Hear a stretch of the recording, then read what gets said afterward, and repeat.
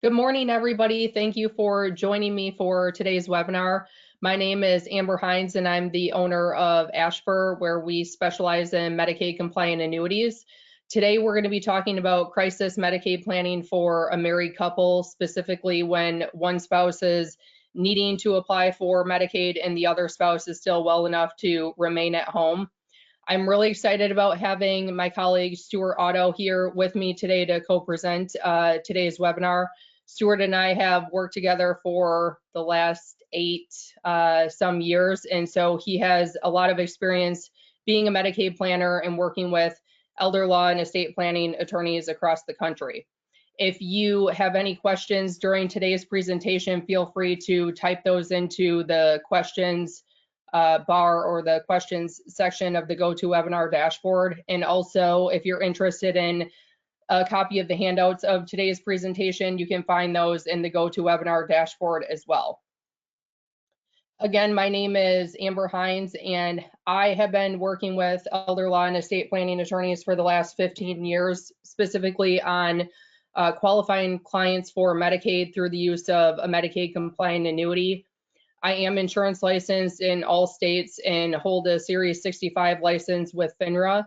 And I created Ashfur to assist advisors and attorneys across the country with pre-planning solutions such as hybrid long-term care insurance solutions, as well as crisis planning, usually through the use of an annuity or a prepaid funeral policy.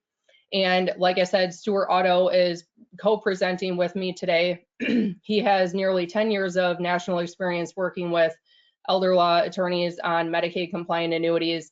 He is also insurance licensed, and his position with Ashfur is really to assist attorneys like yourselves with planning solutions that make sense for your clients, as well as providing you and your clients with spend down plans, quotes, and things of that nature.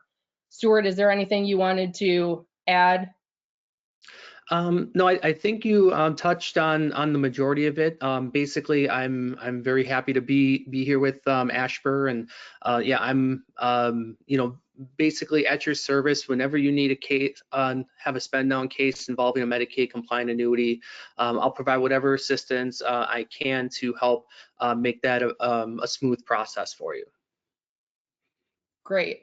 So I just want to touch on, before we get into the actual materials, some of the ways that we can help you and your clients. We do offer complimentary case analysis. So we will, if we're provided with information on your client's assets, cost of care, income, ages, things of that nature, we can help in determining the optimal amount to purchase the annuity for, what term the annuity could possibly be structured for, and then also which assets your clients may want to consider annuitizing. This is going to be especially important in states where IRAs or qualified funds are considered a countable asset, and also in situations where clients have existing annuities or life insurance policies that we're trying to minimize the tax consequences associated to liquidating those accounts and instead using like a 1035 exchange to transfer those types of accounts into a Medicaid compliant annuity without having to realize all of the taxes associated to a liquidation. We do provide assistance from the beginning to the end of a case. So we will provide quotes, we will assist with the funding of the Medicaid compliant annuity.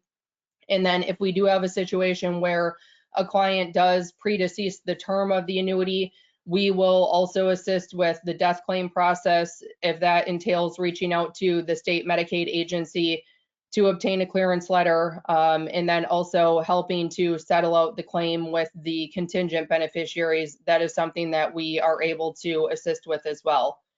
We do work with A-rated insurance carriers, and we like to say that we provide top-notch customer service. We do almost always get back to attorneys that reach out to us the same day with our recommendations on the use of an annuity or a prepaid funeral contract.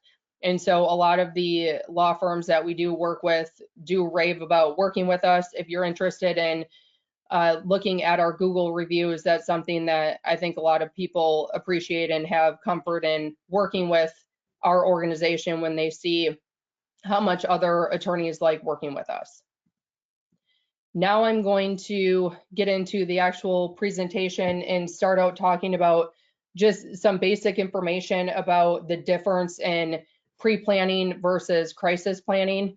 When we're talking about pre-planning or proactive planning for long-term care, this is usually clients that are not in need of immediate long-term care services, so they're still healthy enough to do some proactive planning. We don't anticipate them needing care in the near future. And so pre-planning is going to be the best option because it provides your clients with the most options as to where they're going to receive care, and then also different options on how to preserve the most amount of assets without having to use all of their assets to pay for long-term care.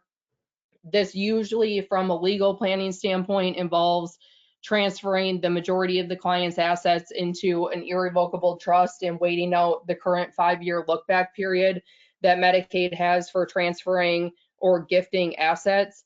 This can be problematic if your clients have primarily pre-tax accounts or retirement accounts that can't be liquidated in order to transfer into an irrevocable trust. In situations like that, we may consider using a hybrid long-term care insurance policy that can be funded with pre-tax dollars, because it allows a client to leverage their existing retirement account in order to pay for long-term care without having to immediately liquidate the account. And usually these are clients that are still healthy, so they would still be insurable from a long-term care insurance standpoint. If we instead look at crisis planning, this is usually going to involve Medicaid or veterans benefits planning. And this is usually done for clients that are in immediate relief of or need of relief from long-term care services that are already being provided or are about to be provided.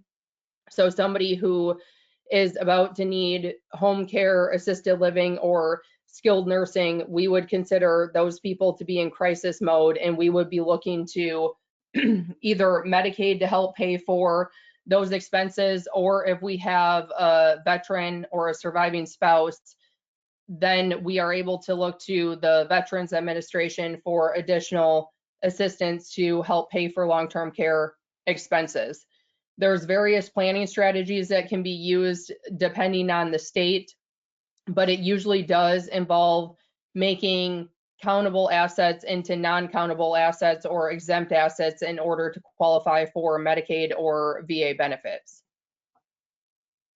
The different ways that we can pay for long-term care, obviously clients can decide to privately pay or self-insure, and this is basically just a dollar for dollar deduction or payment from the client's assets, whether it be liquidating retirement accounts, paying out of checking, savings, brokerage accounts, or using their existing income to pay for long-term care. Then we also can look to long-term care insurance. This can either be a traditional long-term care insurance policy or a hybrid policy. A traditional policy is going to be a pay-as-you-go type of contract that's going to be similar to your homeowners or your auto insurance, where there isn't any death benefit that is associated to a traditional policy. A hybrid policy is going to be more like a contract that is associated to a life insurance policy or an annuity policy that has a death benefit if the contract is not used for long-term care purposes.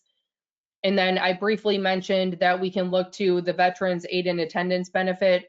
If we have somebody that is a veteran or a surviving spouse of a veteran, and we have somebody that is currently spending more on in-home care, assisted living, or skilled nursing, we can look to a tax-free pension benefit that would be available from the VA to help cover some of those expenses as well. And then finally, we have Medicaid that we're going to be primarily talking about today in order to pay for long-term care expenses. Like I said, today we're primarily talking about Medicaid qualification and Medicaid planning. When we look at the basic eligibility criteria for Medicaid, we have non-financial criteria and financial. The non-financial criteria is that we need somebody that is a US citizen or a qualified alien. We need somebody that is of age 65 or is somebody that is deemed disabled. And then from a financial standpoint, we would need somebody that has limited income and limited assets.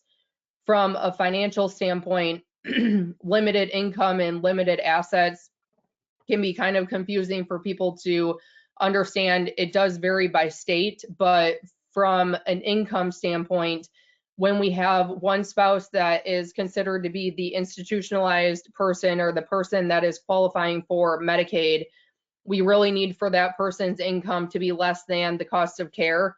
This normally is not something that's hard to achieve if you're looking at a client that has Social Security income or maybe a pension of, say, $2,000 a month, but they're having to spend $5,000, $10,000, or $15,000 a month on their nursing home care. That income limitation really isn't something that is difficult to achieve when you look at your normal client income level and what the average cost of care is in your state. There are some states that are considered to be income cap states, and in those states, we would have to create a qualified income trust or a Miller trust in order to have the client's income not exceed the current income limitation of $2,829 per month. So if you do have a client that is going to be applying for Medicaid and their income does exceed that $2,829 each month, then we can still get that person qualified for Medicaid. We would just have to do an extra step of creating the qualified income trust or the Miller trust in your state in order to get that person income eligible. The community spouse or the spouse that remains at home can have unlimited monthly income without any limitation on how much income the community spouse is receiving. That's something that is usually pretty surprising to people, that the community spouse is not capped on the amount of income that we can create for him or her. From an asset standpoint for a married couple, usually the institutionalized spouse or the Medicaid applicant is able to keep around $2,000 of assets. This number does vary by state, but the most common number is the $2,000. And then a community spouse or the spouse that remains at home is able to keep up to 1/2 of the couple's countable resources, up to $154,140 is the 2024 number. We will be going through the difference in states that cap the countable resources at 1/2 of the couple's resources as of the snapshot date, and then which states use just the maximum number of the 154,140. So if there's confusion about that, we will be talking more about that in the presentation today. Some other resources that are going to be considered exempt or non-countable when a Medicaid application is made.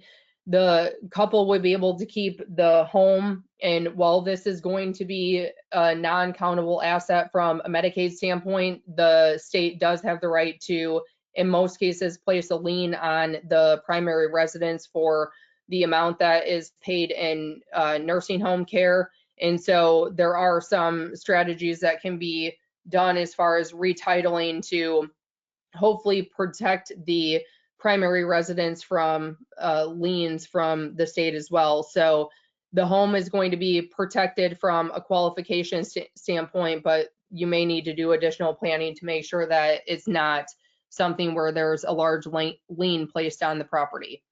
The automobile and household goods and personal property are also going to be considered non-countable assets from a qualification standpoint. We can look at irrevocable funeral trusts or prepaid burial policies for clients as well as another spend down tool. And then also in some states, the IRAs or pre-tax retirement accounts are going to be considered a non-countable resource as well. That's something that we'll be touching on in the presentation today as well. If your clients do have excess resources, we can develop a Medicaid eligibility plan, which is going to involve increasing or improving non-countable assets. So if the couple needs a new car or to make home improvements, we can spend down assets that way. We can also purchase prepaid burial policies, pay off credit cards, mortgages, and other debt that the couple may have. And then if there are resources that are remaining after all of these items are considered, we can consider purchasing a Medicaid compliant annuity that would comply with the Deficit Reduction Act of 2005. The Deficit Reduction Act laid out strict rules that annuities must meet in order to be considered Medicaid compliant. A Medicaid annuity is always going to be considered a single premium immediate annuity, meaning that we're taking a lump sum of resources, investing that with an insurance company, and in return, the insurance company is going to promise to make a stream of payments back to the annuity owner or to the payee. And by doing this, we are basically converting a lump sum of assets into an irrevocable income stream that is only going to be considered income from a Medicaid planning standpoint. There's very few insurance companies out there that offer a Medicaid compliant annuity. Currently, there's less than 10 companies nationally that offer a Medicaid compliant contract. And on top of that, you have to consider the term of the annuity that your client is looking to purchase, because some of the larger insurance carriers will have a minimum term of, say, 10 years, 5 years, things of that nature, which may not work for your clients depending on the term that they are looking for on the annuity. The language that's required within a Medicaid compliant annuity in order for it to meet the DRA standards, the annuity must be completely irrevocable, meaning that we can't change any aspect of the contract. We can't change the payee, the payment amount, or anything, the beneficiary. Nothing within the contract can be changed in order to meet the irrevocable standard.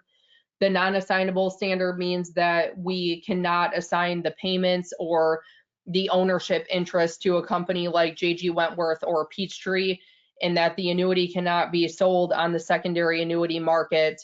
And so some states do have the requirement of providing 3 refusal letters, and that is basically just proving to the Medicaid office that the annuity is actually non-assignable, that a company like JG Wentworth or Peachtree is not willing to purchase the contract on the secondary market. Also, we need for the annuity to have equal payments without any balloon payments or deferral of payments. The annuity must be actuarially sound, meaning that the annuity is scheduled to make all of the payments back to the annuity owner within their Medicaid life expectancy. The actuarially sound requirement means that the annuity just must pay out within the life expectancy. So we can do a shorter duration. We just cannot go longer than the person's Medicaid life expectancy. And then finally, the state Medicaid agency must be listed as a death beneficiary. There are some exceptions to this rule, which Stuart's going to be touching on. And so if you have any questions about any of these requirements, feel free to let us know. The different types of assets that can be used to purchase a Medicaid compliant annuity is really any type of cash assets, such as money that is sitting in checking, savings, CDs at a local bank, brokerage accounts, stocks, bonds, whole life insurance policies, non-qualified annuities, and IRAs or retirement accounts. Basically, any type of financial instrument that has a cash value can be used to purchase a Medicaid compliant annuity. And if you do have clients that have whole life insurance policies, non-qualified annuities, or retirement accounts, those are really the type of assets that can be beneficial to either consider a 1035 exchange or a direct transfer of these accounts into a Medicaid compliant annuity, just to make sure that we are not incurring unnecessary tax consequences for a client when we can actually save tax consequences by using a 1035 exchange or a direct transfer. Now we're going to be going through a married couple example, and I'm going to turn the slides over to Stuart now so that he can go through that with you. I'm just going to switch him to being the presenter, and hopefully this all goes smoothly. Okay, I All right. am seeing your screen now, Stuart.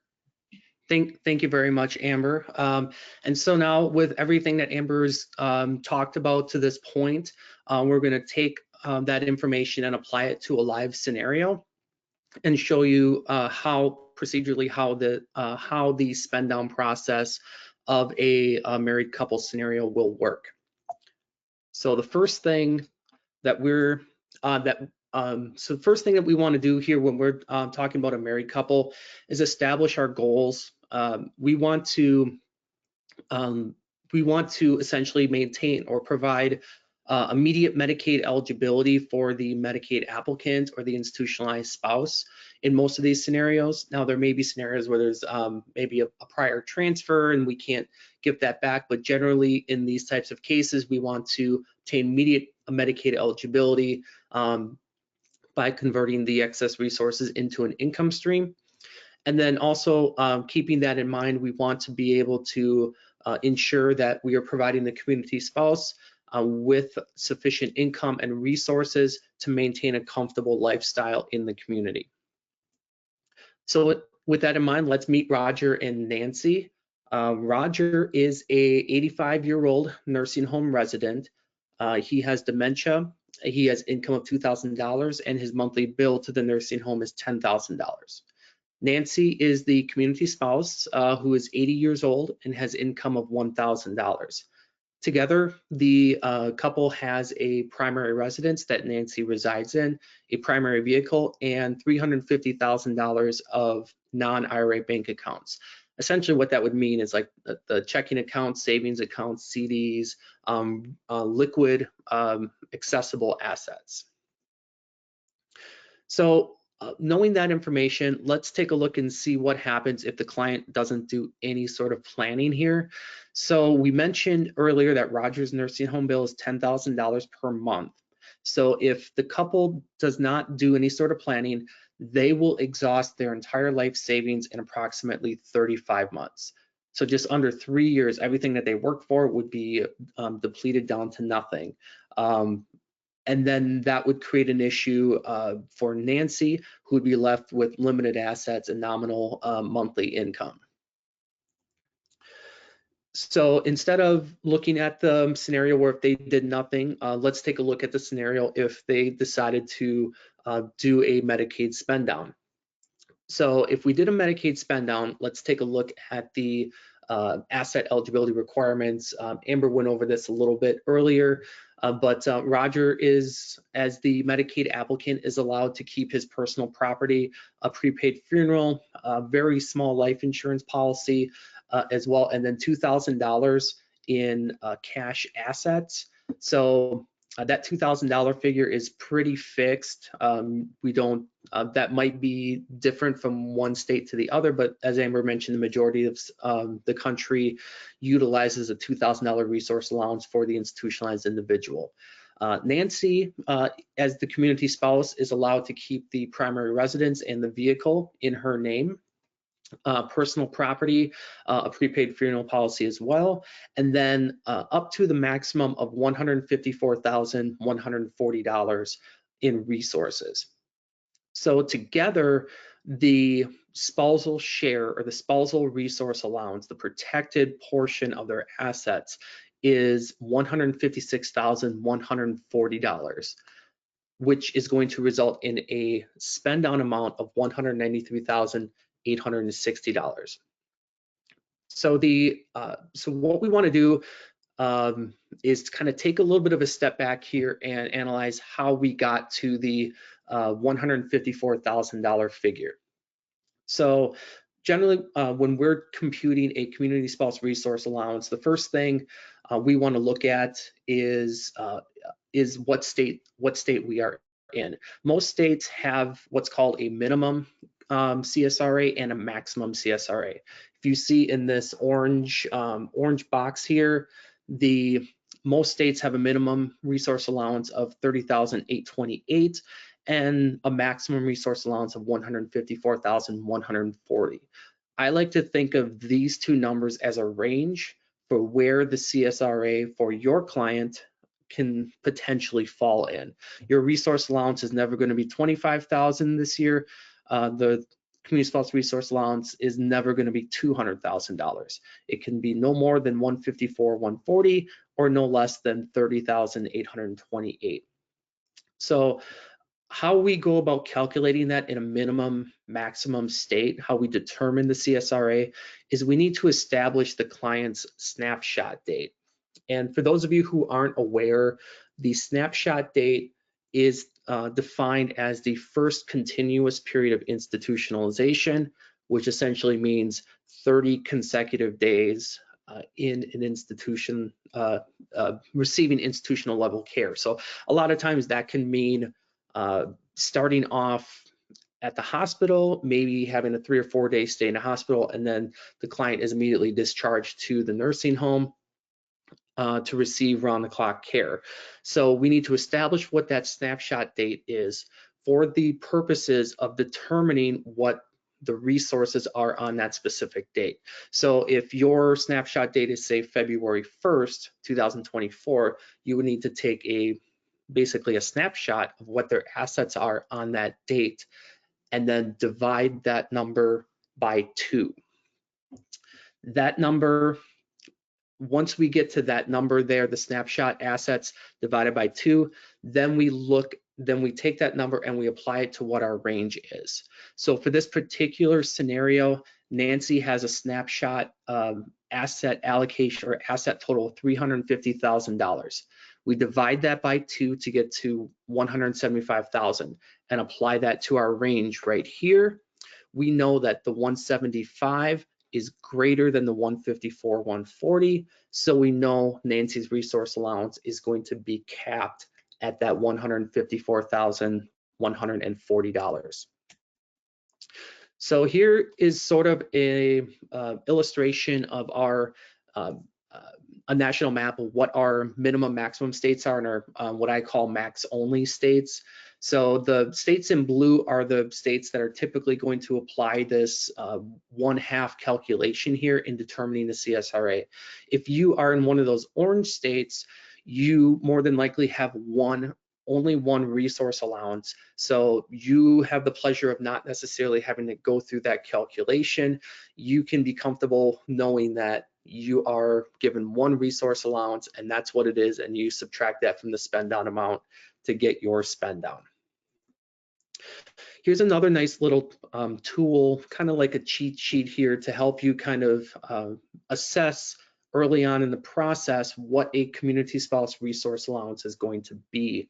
So on the far left here, we have a table that will illustrate the snapshot assets. So if in any given scenario the couples have a combined resources that exceed the 308,280 right here, then you know the CSRA is going to be the maximum 154,140.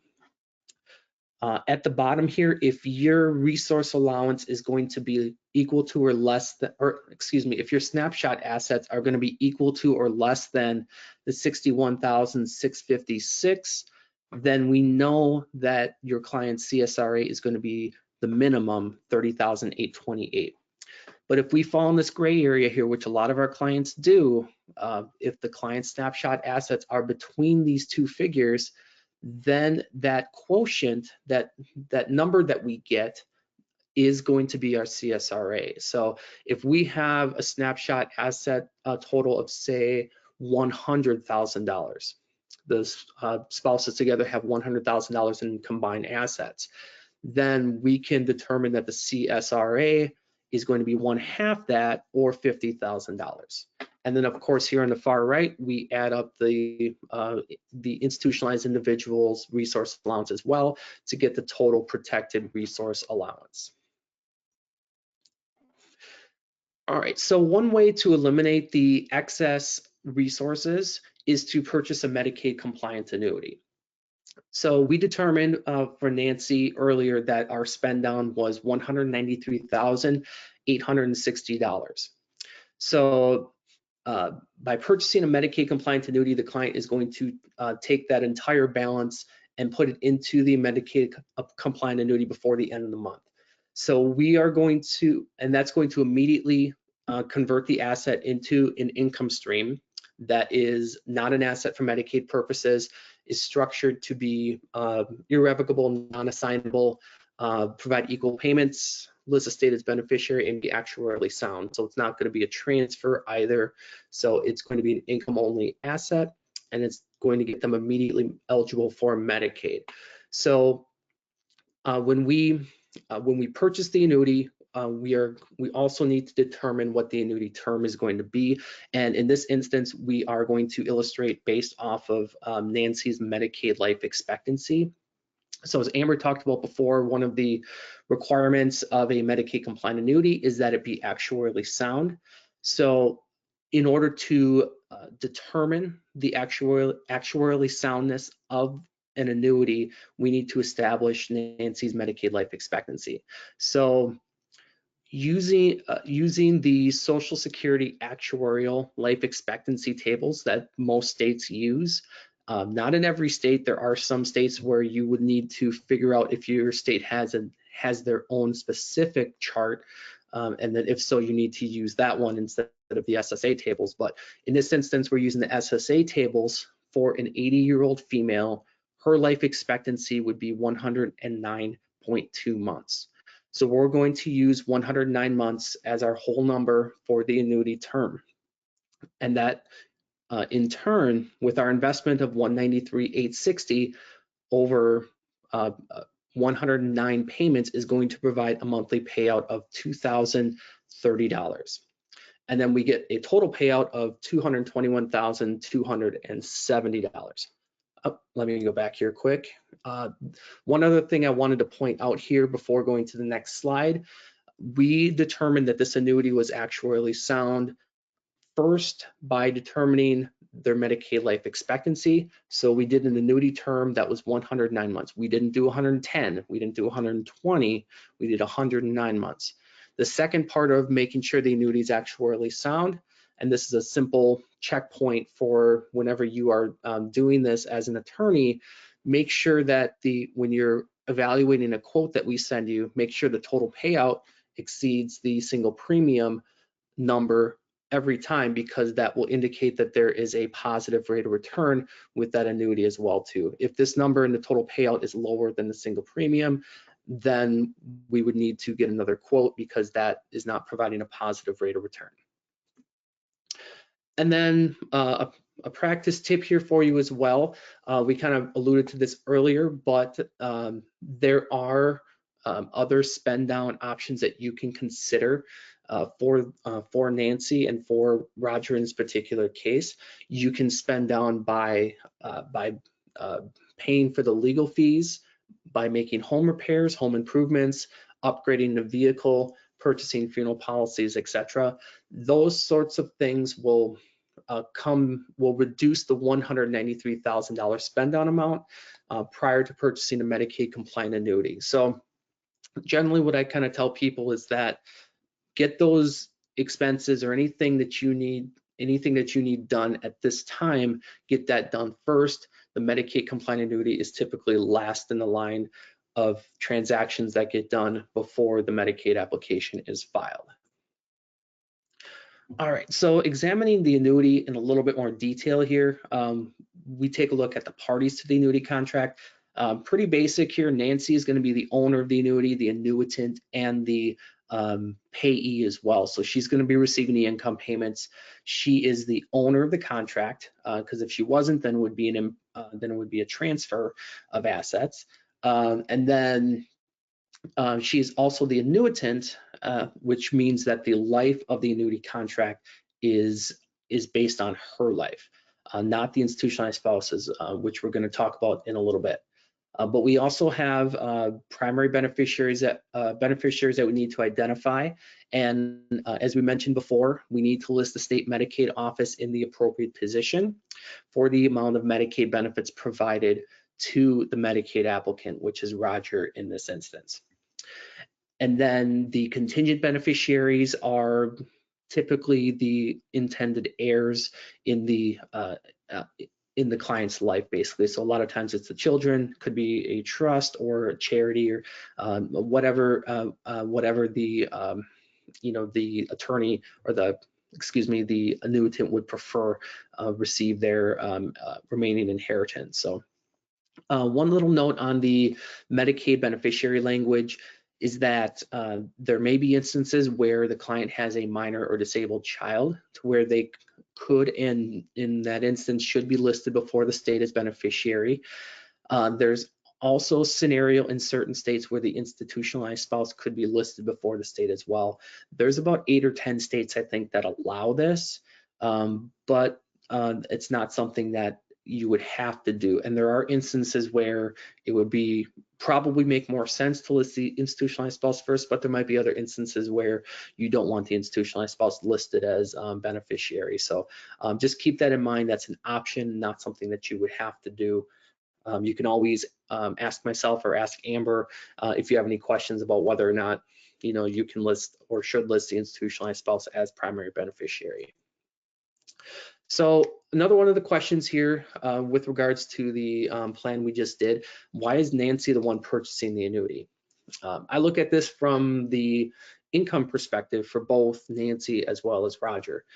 The community spouse does not have a limit on how much monthly income he or she needs to have. Basically, there is a basic needs standard called the monthly maintenance needs allowance, which we'll get into, that basically says the community spouse is entitled to at least this amount, but there's not necessarily a limit on how much income she can generate.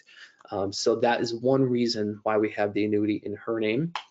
Additionally, if the institutionalized spouse purchased the annuity, we would be, or the institutionalized individual would be required to make those annuity payments payable to the nursing home as part of a share of cost or patient liability for Medicaid. So not only does it go to the nursing home for his care, it reduces the overall Medicaid benefit and reduces the amount of income and availability that Nancy would have to those funds as well. So we're going to go into the monthly maintenance needs analysis here momentarily. This is going to be the second portion of the community spouse case here. We have the asset spend down, and then now we're going to look at the income eligibility and see if there's any sort of additional entitlement for the community spouse. So as we mentioned earlier, the community spouse has Social Security income of $1,000. And then when you add on the monthly annuity payment of $2,030, her income will increase to $3,030. Now, in this particular state, in this particular instance, Nancy has a monthly maintenance needs allowance of $3,854. State by state, that number is going to vary, and client by client, that number is going to vary because there is a bit of a complex calculation involving shelter expenses, standard utility allowances, and other allowances as well that go into that computation for the monthly maintenance needs allowance. But for this instance, let's assume that Nancy has a needs allowance, an income needs allowance of $3,854. So if that's the case, then our plan only gives Nancy income of $3,030, leaving her short of that standard by $824. This number, this shortfall, will end up being made up by Roger. So Roger has $2,000 in income. He's going to shift $824 of his income to Nancy to get her up to that needs standard that she's allowed to have. So that's going to reduce his income, and then we're also going to reduce his income by his $50 personal needs allowance, another number which varies from state to state. And that's going to reduce Roger's patient liability down to $1,126. So we went from Roger's income being $2,000 down to $1,126 because Nancy needed more income. So that reduces the amount of their income that's going to the nursing home and increases the monthly Medicaid benefit. as you'll see here. Roger and Nancy, if you remember at the beginning of this plan, we're expected to pay $10,000 per month for Roger's care. But because of the Medicaid compliant annuity and the way it was structured, we were able to reduce the copay to only $1,126. So at the bottom here in the gray box, we illustrate that there is a monthly savings of $8,874 by utilizing this particular plan, which is a pretty phenomenal number. If you ask me, it's pretty great to be saving someone that much money on a monthly basis with a Medicaid compliant annuity. And then also going back to our goals in the plan, we were able to obtain immediate Medicaid eligibility for Roger, and then we also created sufficient income for Nancy to live comfortably in the community while still having her maximum resource allowance. All right, so we talked about all the great fluffy things that that are occurring with doing a traditional community spouse plan. There's a lot of great benefits to doing this, but there is one potential disadvantage, and I don't know if I necessarily want to call it a disadvantage. It might be more of like a limitation to the plan. I'll kind of illustrate why I kind of say that, but we noted earlier that the state Medicaid agency is the primary beneficiary and needs to be listed so to the extent of benefits provided to Roger. If Nancy were to pass away during the 109-month term, the state would be entitled to the amount of benefits that they paid on Roger's behalf. So that right there provides an attorney and a client a lot of incentive to go shorter with the annuity term, shorter than 109 months. And Amber's going to get into a couple examples of that in a little bit. But let's assume in this situation first that Roger passes away 6 months into the annuity purchase. People ask what happens to the annuity. Well, the answer is nothing, because Roger's not on the annuity contract as an owner or annuitant. The annuity is going to continue to pay out as is. The state cannot make a claim to the annuity simply because Roger passed away. The state's claim stops because they're not providing benefits anymore, but they can't claim anything on the annuity, not until Nancy passes away. So let's take a look at a scenario if Nancy were to want to predecease the annuity, the 109 annuity or 109-month term. So essentially what's going to happen is our office would need to be contacted because we would essentially need to work with the insurance company and the state to basically facilitate the death claim process, basically. So if Nancy passes away, then that process gets started immediately with that death claim. So given this scenario, the 6 months, the state Medicaid agency would have a claim to the death benefit. So looking at that, we would first need to contact them, figure out what their claim is to the annuity, and then the insurance company will pay that to the state. And then in this scenario, because Nancy passed away so early on in the process, there would be a remaining balance of the annuity death benefit available to the contingent or secondary beneficiaries, which in this case would be the children. So in this instance, $147,690 would be transferred to the kids, who can continue to receive the payments as they were, or they can just elect a lump sum cash payment at the discounted or commuted rate. So how did we come to that number? I kind of threw that in there a little bit, the $147,690. So essentially, the original purchase price of the annuity was $193,860.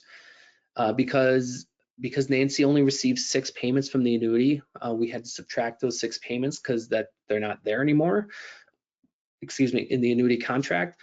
So that reduced the death benefit amount. And then the death benefits also reduced by the Medicaid repayment, which was $33,990.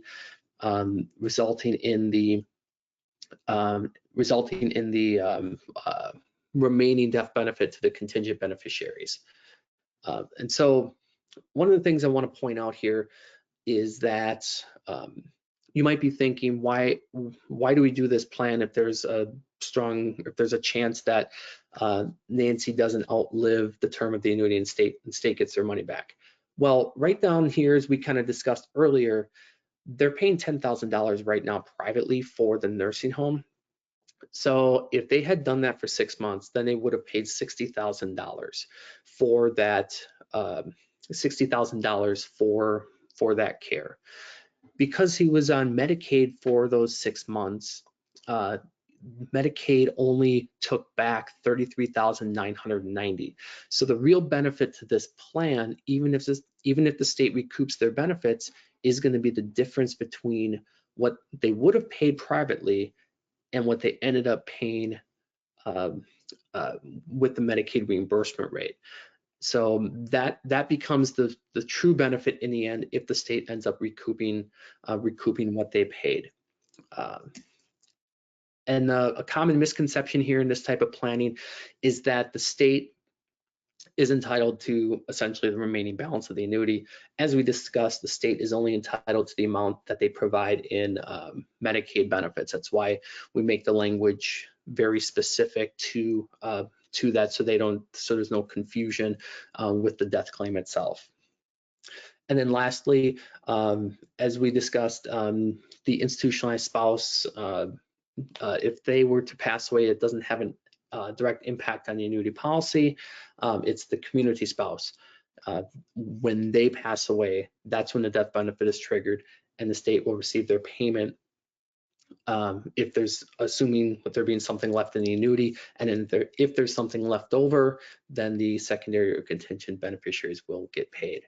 So with that, I am going to go ahead and turn the presentation back over to Amber, who is going to discuss a couple other case scenarios. Thank you, Stuart.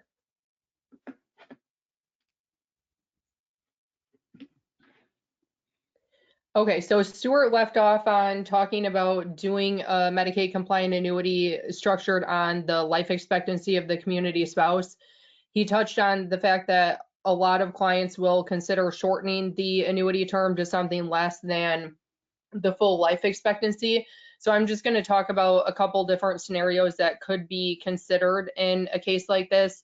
So Nancy, if we consider that she is maybe older or in poor health and we're not confident that she's going to survive for the full 109 months, one of the options would be to reduce the term to a term of, say, 2 years. And if we look at reducing the term to 2 years instead of the full life expectancy, Roger's monthly income is going to remain at $2,000 because he's still going to just have his Social Security income. But from a Medicaid standpoint, we are going to be increasing the amount of income that is available to Nancy. You may recall that we talked about the community spouse is entitled to an unlimited amount of income without having to contribute their income towards the Medicaid applicant's cost of care.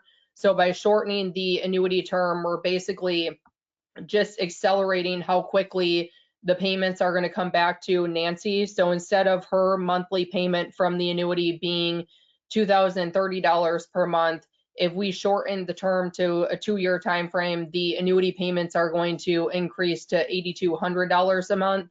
When we add that $8,200 to Nancy's other Social Security income of $1,000 a month, she now is going to have $9,200 a month of income. And because that income is exceeding her monthly maintenance needs allowance, she's not going to be entitled to any of Roger's income anymore. So Roger's copay to the nursing home is going to increase from $1,126 per month up to $1,950 per month. We calculated that number by adding Nancy's income of $1,000 from Social Security plus the annuity income to get to the $9,200. And you'll see in the lower left-hand corner of the screen that because Nancy's income of $9,200 is exceeding the maximum monthly maintenance needs allowance of $38.54 per month, she is not going to receive any of Roger's income in this case. In the example that Stuart went over, she was receiving around $800 of his income because she didn't have enough of her own income to meet that MIMNA requirement. And so in this case, because we did shorten the term, we're increasing the amount from the annuity, which is going to result in Nancy not receiving any of Roger's income, and Roger's income, all but $50, is going to go towards his cost of care. It's still a great result if you consider the couple spending $10,000 a month on their care and being able to reduce that down to less than $2,000, but it is a consideration that we would take into account when we're looking at, is the goal to shift income from the Medicaid applicant over to the community spouse, or is the goal simply to get the money back to the community spouse as quickly as possible and give up that shifting of income that we're going to experience if Nancy would have a lower monthly income. Another example that we could consider would be to reduce the term of the annuity even further down to a 3-month frame. And so if we reduce the term down to 3 months instead of down to 3 months, to reduce that of years, obviously going to team payments, how payments instead of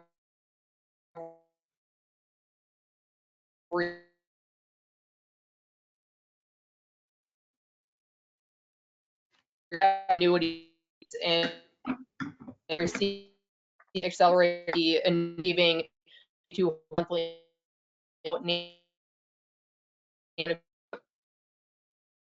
now Nancy's total around $55 of monthly, 5,700 for that 3-month time frame.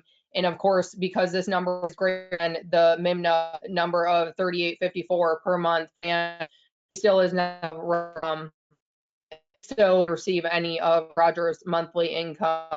So if we look at the calculations here, we see that the total income when we consider the annuity plus Social Security is $65,000. Roger's a 3-month annuity is technically sound. It is going to meet the requirement back the full amount of Medicaid life expectancy. It could potentially be viewed as abusive from your state Medicaid office. And so I usually like to keep the amount of income from the annuity at what we would consider to be a reasonable amount of income that is going to be generated from the annuity contract. Of course, everybody has a different definition of what reasonable income is. And so if you're looking for a guideline of how much income you feel comfortable creating for the annuity for your client, I usually like to use what the average cost of 1 month in a nursing home is. For example, if we are doing the annuity in the name of the community spouse, and the community spouse would ultimately end up needing to qualify for Medicaid during the time frame of the annuity, then we would have sufficient income, if we're using that as a guideline for how much income is being created by way of the annuity, that they could use their own income to be able to pay for care. And so if your average cost of care in your state is $15,000 a month, then I would feel pretty confident using $15,000 a month of income that can be created by way of the annuity, instead of having a very, very short time frame on the annuity, because technically we can do an annuity as short as 2 months. You could get the full amount back to the community spouse within that 2-month time frame, but it's not something that I would recommend for larger amounts, because you're going to be creating a lot of income and going into a Medicaid office and asking them to approve a Medicaid application when you have a very large amount of monthly income for a community spouse. If we look at the consequences of shortening the annuity term, this is obviously going to increase the amount of the annuity payment as we shorten the term. It also is going to decrease the likelihood that income is going to be shifted from the Medicaid applicant over to the community spouse using the MIMNA calculation, because their income, the community spouse's income, is going to be so large that they're not going to receive that shifting of income from the Medicaid applicant because they're going to have enough of their own income to meet that calculation. Also, shortening the term of the annuity is going to decrease the likelihood that the state's going to have a right to recover, because if the community spouse receives all the payments back while they're living, then the beneficiary designation would never come into play. So if we do a 2-year annuity and the community spouse lives for another 5 years, then they would have received all of the payments back within that 2-year time frame, and the beneficiary designation does not ever get triggered. The annuity contract would just end up lapsing or no longer be in existence after the 2-year time frame. The different factors that we would consider when determining the best length for the community spouse's annuity, we're obviously going to consider the health of both spouses, especially the community spouse. How confident are we that they're going to outlive the annuity term? Also, we would consider the spend down amount, or how much money we're looking at putting into the annuity. The time frame on an annuity that's structured with a $500,000 single premium versus an annuity that is structured with a $50,000 premium is going to look different. So normally we would not recommend a 5-month term or a 2-month term on a $500,000 annuity, but you could maybe consider that on a $50,000 annuity. So taking into consideration the amount that's being invested is also going to be another major consideration. We're also going to look at the client's monthly income, and if the goal is to shift income from the Medicaid applicant over to the community spouse, we would take that into consideration when we are developing the quotes for the clients. Also, how quickly the community spouse would need the money back from the annuity contract. If the community spouse still has a mortgage or has their own medical expenses that they need to pay for, we would want to take that into consideration when we are structuring the annuity time frame as well. And then finally, the type of funds that would be used to purchase the annuity is also a consideration. If we are using money that is coming from a pre-tax account like retirement assets, normally the annuity is going to be structured for a longer period of time so that we can spread out the tax consequences of purchasing an annuity with IRA funds versus an annuity that's purchased with money from a checking or a savings account, because only the interest is going to be considered taxable on a non-qualified or after-tax dollar annuity. If we look at retirement accounts or IRAs, not all states are going to consider the community spouse's IRA to be a countable asset. So you may not even need to do any planning for a community spouse's IRA if you are in a state that just completely exempts the IRA that belongs to the community spouse.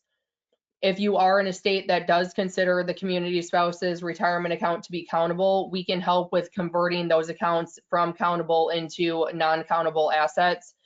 All of the states that you're seeing in orange on the screen are states that consider the community spouse's retirement account or pre-tax accounts to be a non-countable asset. So if you're in the state of Wisconsin, Pennsylvania, Georgia, Florida, those are all states that are going to consider the retirement accounts to be non-countable, either if the person is receiving their required minimum distribution or just completely exempt it altogether. The states that are in white are all states that consider the community spouse's retirement accounts to be a countable asset that would need to be planned for in order to qualify for benefits. If you are in a state that considers the retirement account to be countable, we can help with planning with those accounts in a tax efficient way, and we do that by either a trustee to trustee transfer of the IRA account or a 60-day rollover. With the transfer, the insurance company that is going to issue the Medicaid compliant annuity would obtain the money directly from the current custodian, whereas a 60-day rollover, the client would actually take possession of the funds, and then as long as they're reinvested within a 60-day time frame, it would qualify as a 60-day rollover. The biggest difference in these two options is the time frame that is required in order to fund the annuity with either a transfer or a rollover. The transfer is going to take longer than a rollover typically, because With the transfer, the company that's issuing the annuity is going to go to the current custodian and obtain the money directly. Current custodian is going to be a lot less likely to release the money timely to a third party or to another custodian. Whereas with the 60-day rollover, the client is actually going to obtain the money directly from the current custodian. They're going to act quicker to get the funds to the client, and then the client is going to invest the money within the 60-day time frame. The only thing that I would caution you on with the 60-day rollover is if your clients have multiple IRA accounts, we would have to do the transfer process because the IRS does limit us to one rollover per 12-month period. So if there's multiple accounts that we're trying to use to fund the Medicaid compliant annuity, we would have to use the transfer in that case because we can only qualify one account as a 60-day rollover in order to avoid taxes. The timing or the steps to secure Medicaid eligibility using a Medicaid compliant annuity. Normally we want to have the snapshot date established or have one spouse enter a facility in order to maximize the amount of the community spouse resource allowance. We then determine what the spend down amount is based on the snapshot assets and what the current assets are. We would then purchase a Medicaid compliant annuity with any of the remaining spend down amounts. And then finally, once all of these steps have occurred, a Medicaid application would be completed and would be submitted to the state in order to secure eligibility. Many people ask us why Medicaid annuities aren't used as a pre-planning tool or before one spouse would enter a facility. And it really comes down to, we want to, especially in states that are considered minimum maximum states, we want to make sure that we are maximizing the amount that the community spouse is able to keep. And if we purchase the annuity before the snapshot date is established, we're ultimately minimizing the amount of countable assets that are in the client's name when the snapshot date actually does occur in order to purchase the annuity. So you would always want to wait until that snapshot date has been established in order to purchase the annuity. It's also a situation where the annuity is completely irrevocable and non-assignable. So there is a lack of flexibility with the annuity once it is purchased. It's not something that we can change once we do purchase the contract.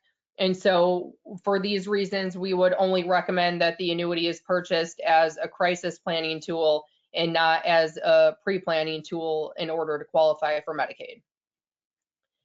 If anybody has any questions, I know we're a couple minutes over on time right now, but I'm happy to stick around for a little bit if anybody has questions on the content that Stuart and I went over. I know some people will ask, or a common question that we get is whether we charge fees on every annuity that is purchased through our office. The answer to that is no, that we only charge fees on annuities that are considered to be short term. If the annuity is a longer time frame where we would be receiving a commission from the insurance company directly, that is not paid out of the amount that your client would invest in the annuity, then we would not be charging a fee for the contract. We do offer the complimentary planning though for your clients. The only time that we would charge a fee is if the annuity is considered to be short term and your client does actually decide to move forward. There isn't any harm in reaching out to us for a proposal and just seeing how the numbers work out for your clients. And then if they do end up moving forward, we can definitely help with that process. It does look like we had somebody raise their hand, but I'm not seeing a question, so.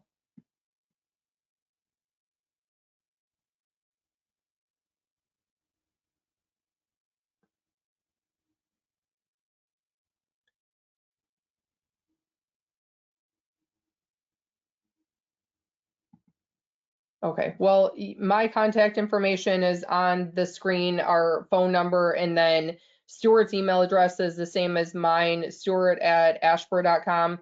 If anybody has any follow-up questions after today's presentation, feel free to reach out to Stuart or myself. I want to thank everybody for taking the time out of their day today to join us. Stuart will be presenting next month's webinar, which is going to be talking about how to work with us, the type of information that would be necessary in order for us to put a proposal together, and just talking about the different steps to work with us and things of that nature. So thank you everybody for joining us today. Thank you, Stuart, and we will talk to everybody soon. Thank you.